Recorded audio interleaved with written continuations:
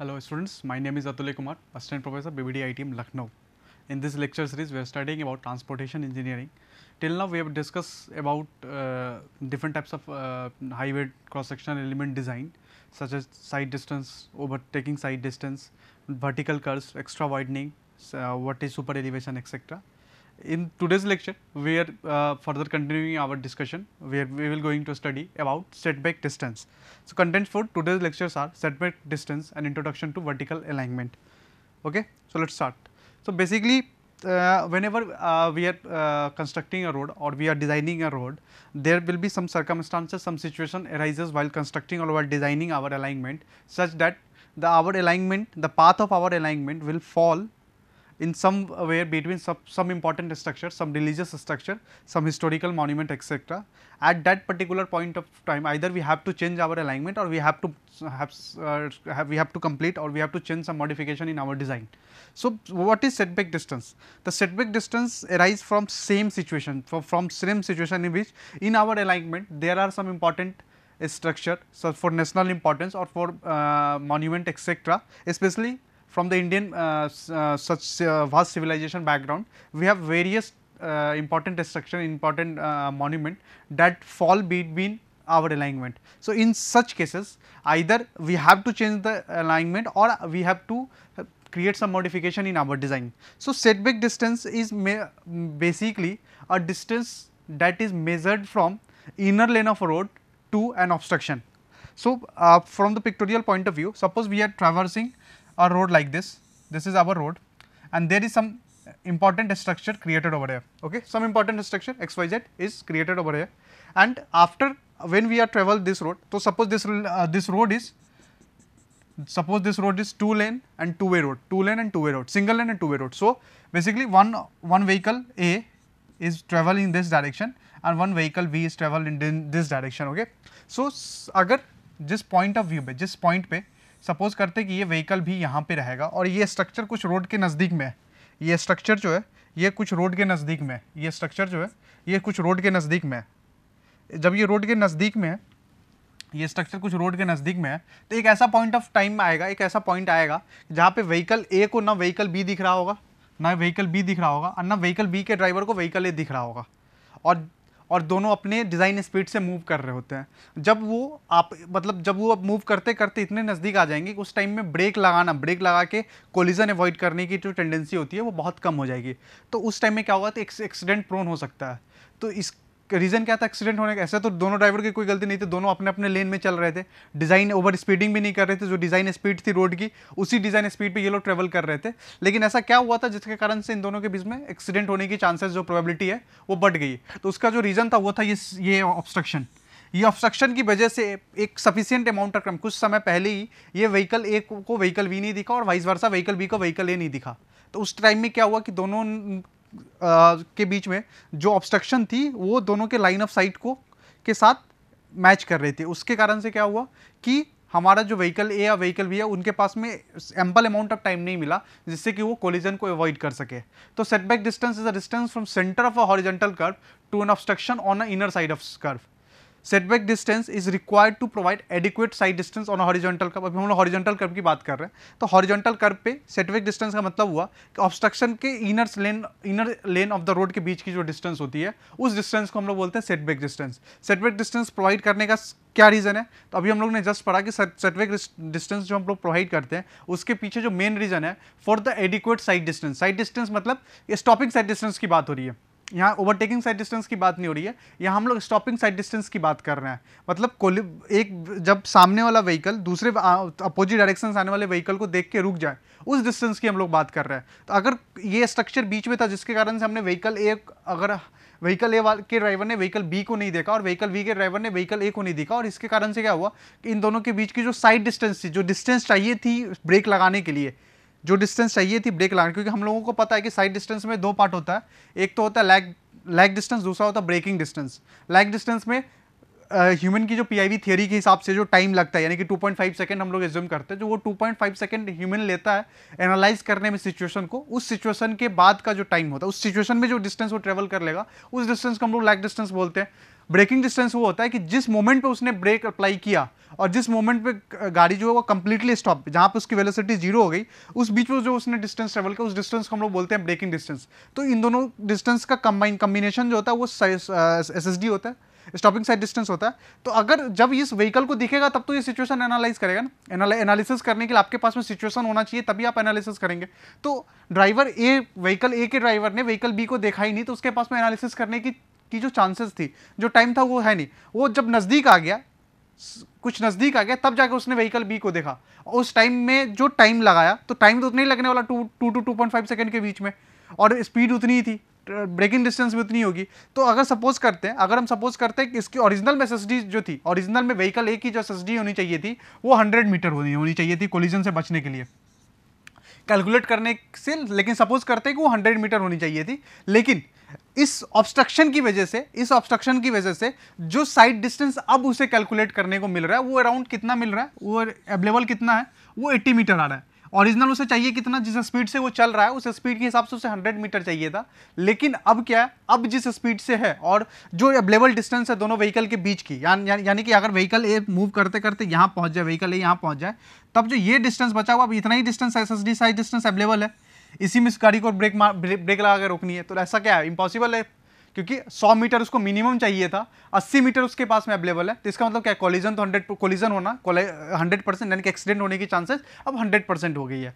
तो इसीलिए setback distance का कॉन्सेप्ट आता है कि क्यों ना हम अपने रोड के इनर लेन से ऑब्स्ट्रक्शन को एक पर्टिकुलर डिस्टेंस पे हम कंस्ट्रक्ट कराए, सो डैट कि हमारा जो गाड़ी है, जब हम रोड पे ट्रैवल कर रहे हैं उसमें कोलिजन यानी उसके एक्सीडेंट होने की चांसेस जो होती है वो कम होती है। बेसिकली सेटबैक डिस्टेंस कैलकुलेट करने का दो तरीका है। एक तो या तो आप सेंटर लाइन ऑफ रोड से आप कैलकुलेट कर सकते हैं, या आप इनर लेन ऑफ रोड से कैलकुलेट कर सकते हैं, डिपेंड करता है। अगर आपके पास में मल्टी लेन रोड है तो आप कोशिश करेंगे कि आप सेंटर लाइन ऑफ रोड से कैलकुलेट कर लें। लेकिन अगर मान लीजिए आपके पास में सिंगल लेन रोड है और 2 वे व्हीकल आ रहा है, तो आप उस टाइम में कोशिश क्या करेंगे, उस टाइम में हम लोग कोशिश करेंगे कि हम लोग इनर लेन ऑफ व्हीकल से हम लोग कैलकुलेट कर सकते हैं सेटबैक डिस्टेंस। उसके बाद सेटबैक डिस्टेंस जो डिपेंड करता है, setback distance depends on required side distance, it depends on required side distance, radius of horizontal curve and length of curve. Radius of horizontal curve, length of, ये तीनों parameter बारी बारी से हम लोग आगे फर्दर डिस्कस करने वाले हैं। तो मैं इसकी बात कर रहा था, सपोज करिए ये मेरा ऑब्स्ट्रक्शन था, ये हमारा ऑब्स्ट्रक्शन था, ओके, ये ऑब्स्ट्रक्शन था, और ए एंड बी जो है ये लोकेशन ऑफ व्हीकल दिखा रहा है कि यहाँ पे एक व्हीकल है, एक व्हीकल यहाँ पे है, कुछ इस तरीके से ट्रैवल कर रहा है, और एक व्हीकल बी है जो यहाँ पे ट्रैवल कर रहा है। तो अभी आप देख सकते हैं कि ये जो ऑब्स्ट्रक्शन है, ये सपोज करिए ऑब्स्ट्रक्शन में हमें कोई मॉल बना हुआ है, ओके, हम इस किसी मॉल की बात कर रहे हैं, किसी शॉपिंग मॉल की बात कर रहे हैं। तो यहाँ पे कोई मॉल बना हुआ, अब क्या है कि जब ये vehicle A vehicle B move कर रहे हैं एक दूसरे के अपोजिट डायरेक्शन में, तो व्हीकल ए को व्हीकल बी नहीं दिख रहा है, अभी व्हीकल बी को व्हीकल ए नहीं दिख रहा है, जिसके कारण से क्या हो रहा है, मैंने हम लोग डिस्कस किया था कि एक्सीडेंट होने की चांसेस बढ़ रही है। तो क्यों ना हम इस डिस्टेंस को, ये जो मॉल है हमारा, ये शॉपिंग मॉल का जो कंस्ट्रक्शन साइट है, उसको हम अपने रोड से किसी दूरी पे एक पर्टिकुलर फिक्स्ड डिस्टेंस पे हम लोग कंस्ट्रक्ट कराए, सो दैट कि हमारे व्हीकल के बीच में, यानी कि हमारे रोड पे एक्सीडेंट होने की चांसेस कम हो जाए। और वो जो डिस्टेंस है वो ये डिस्टेंस है जिसको हम लोग बोलते हैं सेटबैक डिस्टेंस। यानी कि हमारा रोड क्या था, रोड यहाँ से स्टार्ट हो रहा है, तो रोड से एम डिस्टेंस, ये जो एम डिस्टेंस है, ये एम रिप्रेजेंट कर रहा है सेटबैक, एम रिप्रेजेंट कर रहा है सेटबैक को, okay, M is representing setback distance, okay. तो सेटबैक डिस्टेंस यही कॉन्सेप्ट है कि अगर हमें कोई कंस्ट्रक्शन अपने रोड के साइड में कराना है, रोड के साइड में, तो एक सफिशिएंट डिस्टेंस हमें रोड्स के इनर लेन से अपने कंस्ट्रक्शन साइट के बीच में रखना पड़ेगा, सो डैट कि रोड पे एक्सीडेंट की जो चांसेस है वो रिड्यूस हो जाए, वो कम हो जाए। उसका तो एनालिसिस अगर हम सेटबैक डिस्टेंस करते हैं, तो सेटबैक डिस्टेंस के एनालिसिस में हम लोग के पास में 2 कंडीशन अराइज होती है। पहला कंडीशन क्या होता है, पहला कंडीशन होता है कि या तो लेंथ ऑफ कर्व जो है वो स्टॉपिंग साइड डिस्टेंस से ज़्यादा है, या लेंथ ऑफ कर्व जो है वो साइड डिस्टेंस से कम है। 2 केस है, एक या तो लेंथ ऑफ कर्व हमारे स्टॉपिंग साइड डिस्टेंस से ज़्यादा है, और दूसरा क्या है, दूसरा है कि अगर हमारा length of curve stopping side distance से कम है। ये 2 प्राइमरी केस है। अगर इन दोनों में अगर फर्दर डिस्ट्रीब्यूशन करा जाए, तो अगर length of curve side distance से ज़्यादा है, अगर सपोज करिए ये कंडीशन हमारे पास में कि if length of curve is greater than side distance, तो इसमें भी हमारे पास 2 केस आता है। पहला केस आता है for 1 lane road, single lane road के लिए बात आती है, और ये बात आती है फॉर 2 मल्टी लेन या डबल लेन रोड के लिए, ये 2 केस आता है।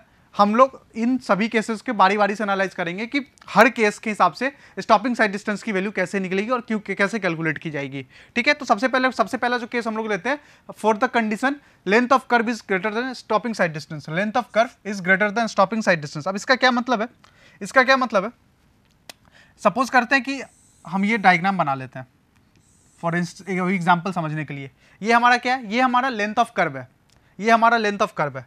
तो अगर लेंथ ऑफ कर्व की बात करा जाए तो आपके पास में लेंथ ऑफ कर्व जो है वो ये कंप्लीटली है, ये पूरा आपका लेंथ ऑफ कर्व है, ये पूरा एलसी जो है ये लेंथ ऑफ कर्व है। स्टॉपिंग साइड डिस्टेंस जो होता है वो बात होती है कि दो गाड़ी के बीच की डिस्टेंस, फ्रॉम टू व्हीकल, दो व्हीकल के बीच की डिस्टेंस की बात करेंगे। तो हो सकता है कि अगर हमारा गाड़ी व्हीकल ए जो है वो कहीं यहाँ पे है और व्हीकल वी जो है वो सपोज करते हैं हम यहाँ पे है, यहाँ पे व्हीकल बी है, तो स्टॉपिंग साइड डिस्टेंस क्या हो जाएगा, स्टॉपिंग साइड डिस्टेंस ये हो जाएगा, ये हमारा स्टॉपिंग साइड डिस्टेंस है। तो ये केस क्या रिप्रेजेंट कर रहा है, ये केस क्या रिप्रेजेंट कर रहा है, ये केस रिप्रेजेंट कर रहा है कि जब हमारा लेंथ ऑफ कर्व यानी कि LC, length of curve is greater than stopping side distance. आप देख सकते हैं डायग्रामेटिकली पॉइंट ऑफ व्यू से कि हमारा लेंथ ऑफ कर्व जो क्या है वो एसएसडी से ज्यादा बड़ा है। तो उस केस में अगर हम उस केस की बात करें तो उस केस में आपको एनालिसिस कैसे करना है, उसके लिए हमें क्या करना पड़ेगा, आप इस डायग्राम को हम लोग ऑब्जर्व करेंगे, इस डायग्राम को ऑब्जर्व करेंगे। ये हमारा कोई ऑब्स्ट्रक्शन कंस्ट्रक्टेड है, ये हमारा कोई ऑब्स्ट्रक्शन कंस्ट्रक्टेड है, ये हमारा ऑब्स्ट्रक्शन है, ये हम लेते हैं ओरिजिन, यहाँ से हम एनालिसिस, ये हमारा एनालिसिस करने का पॉइंट है, यहाँ से हम स्टार्ट करेंगे। तो अगर हम इस सेंटर से बात करें, इस सेंटर से बात करें तो रोड का ये सेंटर लाइन है, रोड की ये क्या है, ये रोड की सेंटर लाइन है, ये रोड की सेंटर लाइन है,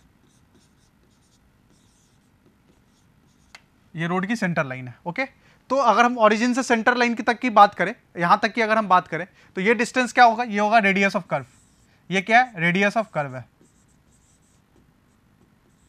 ये सेंटर किसका, ये कर्व का, ये जो हमारा हॉरिजॉन्टल कर्व हमने अपने रोड पे बनाया, हॉरिजॉन्टल कर्व की का डिस्कशन हम लोग पहले के लेक्चर में कर चुके हैं।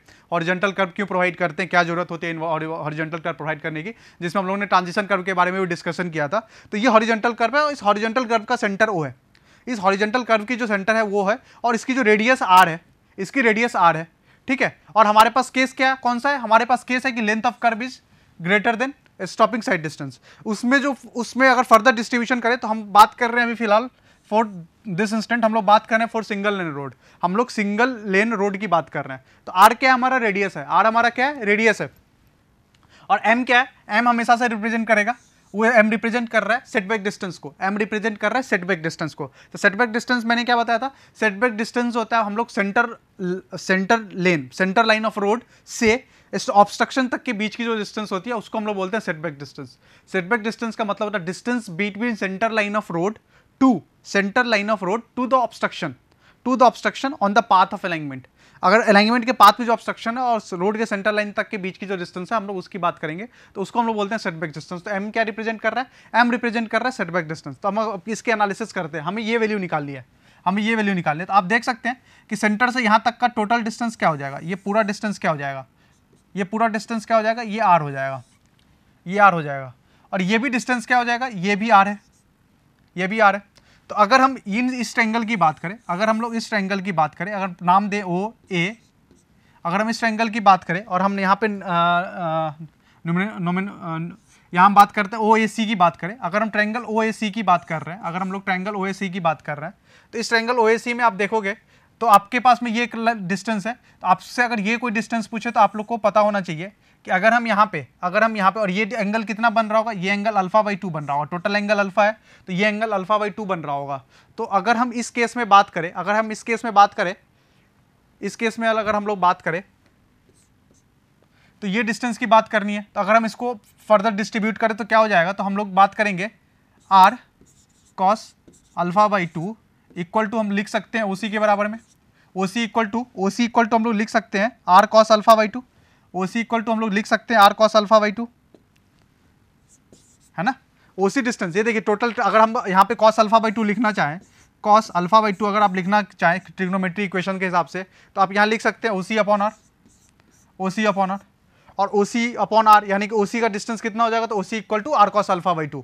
और हमारे पास एम इक्वल टू क्या है, एम इक्वल टू क्या है, अगर हम यहाँ पॉइंट ए बी दें तो एम इक्वल टू हम देखेंगे, तो एम इक्वल टू हम लोग लिख सकते हैं, एम इक्वल टू लिख सकते हैं यहाँ पे, इसको मैं साफ कर दूँ जरा सा, हम लोग यहाँ पे एम इक्वल टू लिख सकते हैं एम इक्वल टू लिख सकते हैं, M equal to O B minus O C, O B minus O C, O B equal to क्या, ओ बी इक्वल टू यहाँ से यहाँ तक तो रेडियस ही हो जाएगा, radius minus O C equal to हम लोग ने अभी जस्ट निकाला था R cos alpha by two, R cos alpha by two. यानी कि एम की बात करें तो एम अगर सिंगल लेन रोड अगर, और जब हमारे पास कंडीशन क्या है, हमारे पास कंडीशन है कि length of curve is greater than S S D, उस केस में अगर हम बात करें तो सेटबैक डिस्टेंस इक्वल टू होता है R minus R cos alpha by two, R में जहाँ पे आर क्या है, रेडियस ऑफ कर्व है, रेडियस ऑफ कर्व है।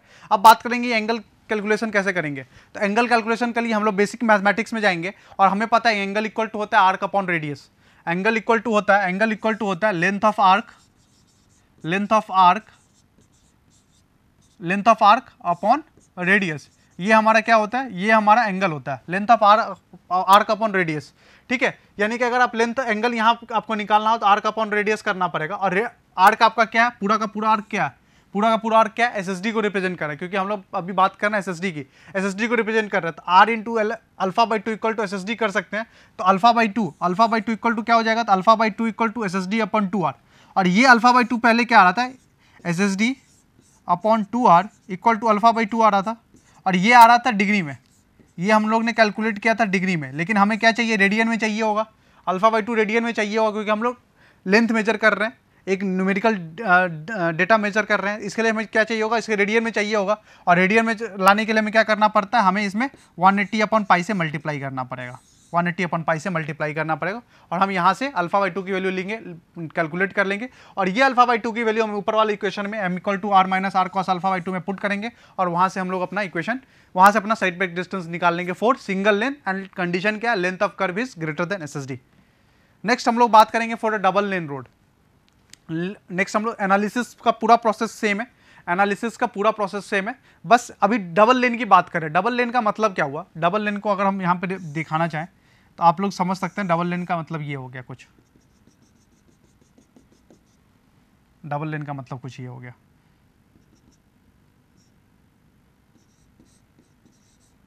कि हमारे पास दो लेन रोड है, ये डबल लेन है, ये बीच में क्या है, रोड का सेंटर लाइन है, सेंटर लाइन है, ये बीच में रोड का क्या है, सेंटर लाइन है। तो लेन वन ये है, लेन टू ये है, तो ये डबल लेन रोड की बात कर रहा था। अब डबल लेन रोड में अब बात आती है कि सर व्हीकल कहाँ रहेगा, तो अगर व्हीकल, अगर हम लोग यहाँ देखें, अगर हमारे लेन नंबर 1 में व्हीकल है तब तो कोई इशू है नहीं, क्योंकि आउटर साइड में व्हीकल है, उस बहुत पहले ही उसे इस साइड वाले व्हीकल का मूवमेंट पता चल जाएगा। लेकिन अगर सपोज करें, क्रिटिकल केस कौन सा है, कि अगर हमारा दोनों व्हीकल इनर लेन रोड पे है और बीच में कोई ऑब्स्ट्रक्शन है, तब उस केस में क्या हम कैसे कैलकुलेट करेंगे सेटबैक डिस्टेंस की वैल्यू। तो उसके लिए फॉर्मूला है M equal to R minus D cos alpha by two. R minus, इससे पहले फॉर्मूला क्या था, इससे पहले फॉर्मूला था R minus R cos alpha by two. अब फॉर्मूला क्या हो गया, R minus D cos alpha by two. अब इसमें आर माइनस डी क्यों किया गया, देखिए हम लोग बात कर रहे थे सिंगल लेन रोड में सेंटर लाइन से मेजरमेंट लेना था हम लोग को मेजरमेंट कहाँ से लेना था, सेंटर लाइन से मेजरमेंट लेना था। लेकिन अभी के केस में क्या है कि अभी हमारा जो सेंटर लाइन है वो थोड़ा सा ऊपर शिफ्ट हो जाता है, सेंटर लाइन हमारा कुछ यहाँ शिफ्ट हो जाता है, और जबकि हमारा व्हीकल कहाँ है, हमने बोला अभी जस्ट कि हमारा व्हीकल इनर लेन में है, डबल लेन में भी इनर लेन में व्हीकल है। तो ये डिस्टेंस जो एक्स्ट्रा डी जो है ना सेंटर लाइन से, ये एक्स्ट्रा डी आ जाता है, इसी एक्स्ट्रा डी का रिडक्शन हम करते हैं सो दैट कि हमारा सेटबैक डिस्टेंस यहाँ से मेजर किया जाए। इसीलिए हमने M equal to R minus D cos alpha by two की कैलकुलेट करेंगे। इसी फॉर्मूले की हेल्प से हम लोग सेटबैक डिस्टेंस की वैल्यू निकाल लेंगे। उसके बाद एंगल निकालने का सेम प्रोसेस है, angle equal to arc upon radius होता है। आर्क अपॉन रेडियस, आर्क क्या है, तो आर्क हमारा एसएसडी है, एसएसडी की बात करेंगे। और रेडियस कितना हो जाएगा, तो रेडियस की वैल्यू हम लोगों को पता है, तो R minus D into alpha by two equal to S S D by two. तो alpha by two equal to S S D upon two into R minus D into 180 upon pi. यहाँ से भी value आप निकाल लेंगे। Okay, तो यहाँ पे अब एक बात रखने वाली है कि ये डी क्या है, तो डी जो है वो विथ ऑफ रोड है, डी जो है वो विथ ऑफ रोड है। यहाँ पे जो ये डी वैल्यू आ रहा है, ये डी है, it is width of road, ये जो डी है ये विथ ऑफ रोड है। इसका क्या मतलब है, कौन सा विथ ऑफ रोड है, ये विथ ऑफ रोड है इंक्लूडिंग एक्स्ट्रा वाइडनिंग। हम लोग ने जो भी एक्स्ट्रा वाइडनिंग हम लोग ने अभी लास्ट में ट्रांजिशन कर से पहले हम लोग ने एक्स्ट्रा वाइडनिंग की बात की थी कि एक्स्ट्रा वाइडनिंग हम लोग क्यों प्रोवाइड करते हैं, आप लोग उस लेक्चर को भी प्रेफर कर सकते हैं। तो विथ ऑफ रोड है ये इंक्लूडिंग एक्स्ट्रा वाइडनिंग के साथ विथ ऑफ रोड है। तो विथ ऑफ रोड को हम लोग ने टोटल रेडियस में से माइनस कर दिया था। क्यों माइनस किया था, मैंने अभी जस्ट बताया, इससे पहले हम लोग सेंटर लाइन से ले रहे थे, लेकिन अभी हमारा व्हीकल क्या है, हमारा व्हीकल अभी इनर लेन में आ गया, क्योंकि डबल लेन के कारण अब वो क्या हो गया, इनर लेन में आ गया। तो हमने इस सेंटर लाइन रीच तक करने तक में जो एक्स्ट्रा विथ आ रहा था हम उसको माइनस कर लेंगे और वहां से वैल्यू कैलकुलेट कर लेंगे। बाकी सभी वैल्यू सेम है। एम जो है वो सेट वेट डिस्टेंस को रिप्रेजेंट कर रहा है, आर जो है वो रेडियस ऑफ कर्व को रिप्रेजेंट कर रहा है, एसएसडी जो है वो स्टॉपिंग साइड डिस्टेंस होता है उस पर्टिकुलर रोड पे on the very basis of design speed. अब हम बात करेंगे, हमारे पास दूसरा कंडीशन है, कि when the length of curve is less than side distance. अभी तक हम लोग क्या बात कर रहे थे, length of curve is greater than side distance. अब हम लोग बात करेंगे कि length of curve is less than side distance, उस केस में क्या होगा। तो ये कौन सा केस, क्या केस बन रहा है, तो आप देखेंगे कुछ इस तरीके से कि ये हमारा बेसिकली जो है ये कर्व है, इतना दूर कर्व है और बाकी का बाकी क्या है, ये स्ट्रेट रोड है। कर्व यहाँ से शुरू होता है, ये इस तरीके से कर्व शुरू हो रहा है। इसका मतलब क्या है, लेंथ ऑफ कर्व कहाँ से कहाँ तक है, लेंथ ऑफ कर्व यहाँ से यहाँ तक है। लेकिन व्हीकल कहाँ है, व्हीकल यहाँ है, व्हीकल यहाँ है। तो एसएसडी तो ये पूरा डिस्टेंस हो जाएगा, यहाँ से यहाँ तक का डिस्टेंस हो जाएगा। ये पूरा डिस्टेंस क्या हो जाएगा, ये पूरा का पूरा डिस्टेंस क्या हो जाएगा, एसएसडी हो जाएगा। ये पूरा का पूरा डिस्टेंस एसएसडी हो जाएगा। तो अगर आपके पास में, अगर इस केस में आपको अगर कैलकुलेट करना पड़े, इस केस में अगर हम लोगों को कैलकुलेट करना पड़े सेटबैक डिस्टेंस, तो इसके लिए क्या है, इसके लिए भी एनालिसिस बहुत ही सिंपल है। एनालिसिस पहले देख लेते हैं। एनालिसिस करने के लिए हमने क्या किया, यहाँ पे हमने दो पार्ट ब्रेक किया। पहला पार्ट जो है वो हम लोग ने यहाँ से यहाँ लेंगे और इस वैल्यू को हम लोगों ने नाम दिया M1, और दूसरा पार्ट जो है वो रोड के इनर लेन से यहाँ तक की वैल्यू लेंगे और उसको हम लोगों ने नेम दिया M2। अब हम बात करते हैं, ये है क्या, रोड का सेंटर है, कर्व का सेंटर है, रोड का सेंटर नहीं, कर्व का सेंटर है। कर्व का जो ये हॉरिजॉन्टल कर्व है उसका सेंटर है। तो अब हम यहाँ पे M1 M2 की वैल्यू कैलकुलेट करना चाहेंगे। तो M1 इक्वल टू क्या हो जाएगा, M1 को देखिएगा, M1 कौन सा डिस्टेंस है, M1 डिस्टेंस रिप्रेजेंट कर रहा है ये डिस्टेंस। तो हम क्या करेंगे कि हम लोग अगर इस ट्रायंगल की बात करें, ये छोटा सा जो ट्रायंगल है, इस ट्रायंगल की बात करें, ये छोटा सा ट्रायंगल की बात करें, ये ट्रायंगल, ये α/2 है। तो अगर आप यहाँ पे बात करें और ये हमारा M1 है और ये डिस्टेंस जो है, इस डिस्टेंस की बात की जा रही है, ये डिस्टेंस जो है, ये डिस्टेंस है S-LC/2। मतलब क्या हुआ, S-LC/2 कहाँ से आया, देखिए ये पूरा का पूरा क्या है, ये पूरा का पूरा यहाँ से यहाँ तक क्या है, यहाँ से यहाँ तक क्या है, लेंथ ऑफ कर्व है। ये वहाँ से यहाँ तक क्या है, ये लेंथ ऑफ कर्व है, ये LC है, ठीक है, लेंथ ऑफ कर्व है। बचा हुआ पार्ट क्या बच रहा है, तो हम अगर टोटल यहाँ से यहाँ तक की बात करें तो SSD है, यानी कि S है, S-LC जो है ये बचा हुआ पार्ट बच रहा है, यानी कि यहाँ से यहाँ तक का डिस्टेंस और यहाँ से यहाँ तक का डिस्टेंस, ये दोनों डिस्टेंस क्या है, ये SC है। तो आधा आधा हम लोग ने 50-50 दोनों साइड में डिस्ट्रीब्यूट कर दिया। तो ये हो गया S-LC/2। तो अगर आपसे कोई पूछे M1 इक्वल टू, तो आप आराम से बता सकते हैं कि M1 इक्वल टू हो सकता है sir S-LC/2 sign α/2, S-LC/2 sign α/2, और वही हम लोग ने यहाँ पे कैलकुलेट करके रखा है, S equal to S-LC/2 sign α/2। अब नेक्स्ट बात करते हैं हम लोग, अब नेक्स्ट बात करते हैं M2 कैलकुलेट करने की। M2 कैसे कैलकुलेट किया जाएगा, तो M2 भी बहुत ही ईजी है। यहाँ से यहाँ तक का डिस्टेंस क्या हो जाएगा, ये पूरा डिस्टेंस क्या हो जाएगा, ये पूरा डिस्टेंस। तो ये पूरा डिस्टेंस देखिए फिर से, ये R है, तो ये पूरा डिस्टेंस क्या हो जाएगा, ये R cos α/2 हो जाएगा। और ये पूरा का पूरा यहाँ से यहाँ तक कर्व का रेडियस ही था पहले से ही।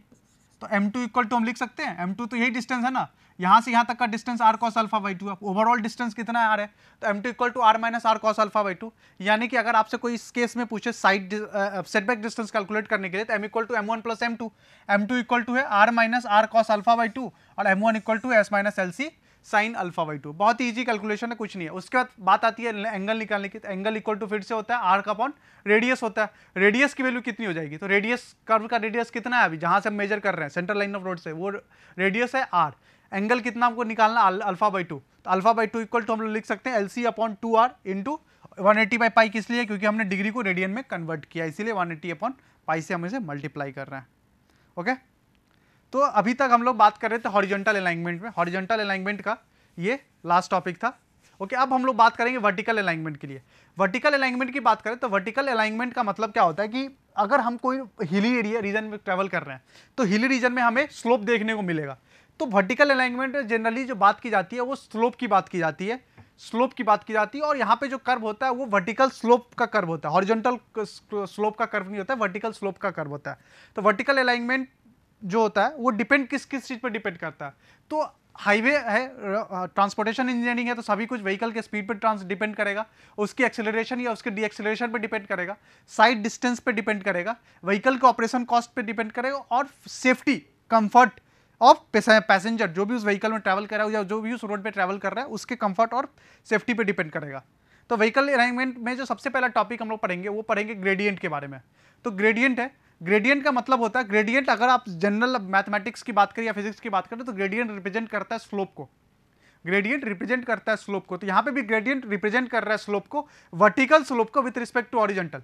Gradient is the rate of rise of fall along the length of road with respect to horizontal. मतलब कि अभी तक मेरा रोड स्ट्रेट था, अब रोड थोड़ा वर्टिकल हो गया, तो ये जो इंक्लिनेशन हुआ है, ये इंक्लिनेशन जो है, ये इंक्लिनेशन रिप्रेजेंट कर रहा है वर्टिकल, ये रिप्रेजेंट क्या कर रहा है, ग्रेडियंट, यानी कि वर्टिकल राइज या फॉल। अब सेम केस में हमारा रोड फॉल भी तो हो सकता है ना, नीचे भी तो जा सकता है, रास्ता नीचे भी तो जा सकता है, जहाँ पे एलिवेशन लो लेवल पे है, मीन सी लेवल से डिस्टेंस कम है, तो वहाँ पे तो नीचे भी घाटी की बात करें तो नीचे भी तो जा सकता है। तो आइदर राइज और फॉल अलोंग द हॉरिजॉन्टल। इसको रिप्रेजेंट कैसे करता है, तो इसको रिप्रेजेंट करते हैं 1 in n, मतलब एक यूनिट हॉरिजॉन्टल लेंथ में कितना वर्टिकल यूनिट है, या परसेंटेज में। तो कितने टाइप के ग्रेडियंट होते हैं, तो जनरली जो ग्रेडियंट होते हैं वो ग्रेडियंट होते हैं 4 टाइप के, ruling gradient, limiting gradient, exceptional gradient and minimum gradient. ये ग्रेडियंट की बात हम लोग आने वाले लेक्चर्स में फर्दर डिटेल डिस्कशन के साथ करेंगे।